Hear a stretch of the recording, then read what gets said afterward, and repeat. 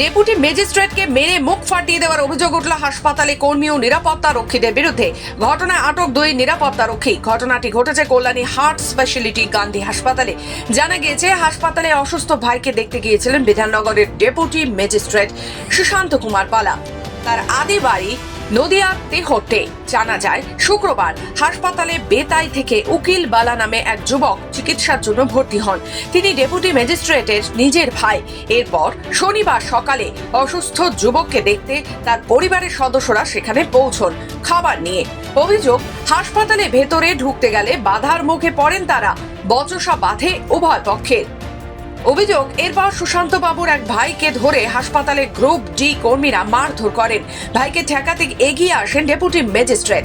তাকেও মারধর করা হয় বলে দাবি। খবর পেয়ে ঘটনাস্থলে যায় 2 পুলিশ আধিকারিক।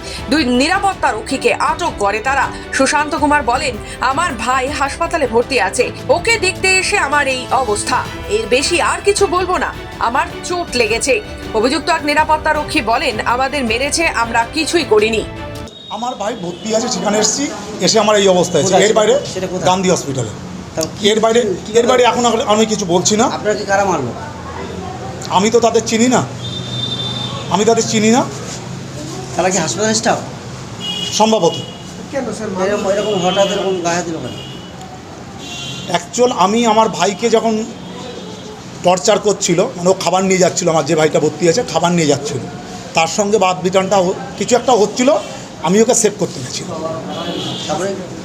তারপরের এই যে অবস্থা যেটা দেখছেন।